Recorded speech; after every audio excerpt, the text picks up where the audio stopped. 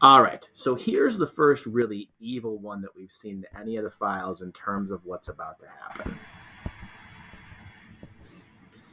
So those two are there. This is going to be x minus 4 and x plus 3.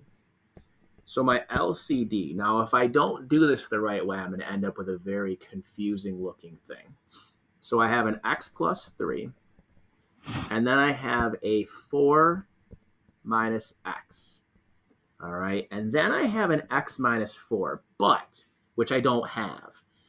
But these two things right here are very, very similar. And this is the whole that when you reduce it thing, if you end up with 4 minus x over x minus 4, it gives you a negative 1. All right, so actually my LCD is just those two. All right, and this is one that, something like this comes up and you miss it because you have a third one on there. Let me write these down correctly. I'm not, it's an evil question. All right. Partly because the chances that you actually see one like this more than like one time is so minuscule, and it doesn't fit the rules. This is one that you're probably only going to get right if you really understand this at a super high level. All right. So I stack it.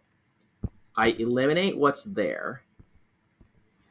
And then what happens is when I eliminate this, I am left with a negative 1 in the top. Okay, because I eliminated those things and they're backwards from each other. And I end up with a negative 1 there. So then what happens here is I have those two, I have those two, and I have those two. So it's 2 times 4 minus x minus 3 times x plus 3 equals minus 1 times 2x minus 2. All right, the good news is this has that extra like built-in evilness, but then it doesn't actually have any. When I do this, I'm going to get 8 minus 8x minus 3x minus 9 equals minus 2x plus 2. There's no squared in here, so this is actually going to solve easier. There's no factoring.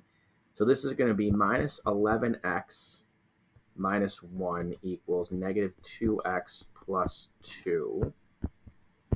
I'm going to add 11x. I feel like I did something wrong here, but we'll see soon. Equals 9x plus 2 minus 2 minus 2 negative 3 equals 9x. And you're going to end up with, if you put this in the calculator carefully, okay, we don't want decimals like we usually don't want. So we get x equals negative 1/3.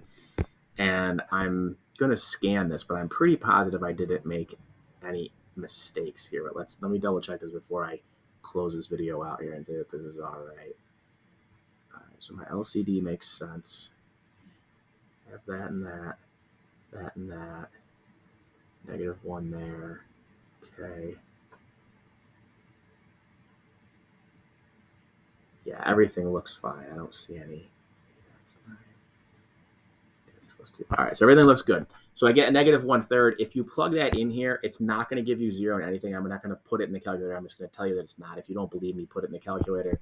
And that's going to be my answer. Now, that is probably the hardest, ugliest one you can see. The only difference would be if you did somehow end up with an x squared in here and you had to factor, it'd be a little bit longer.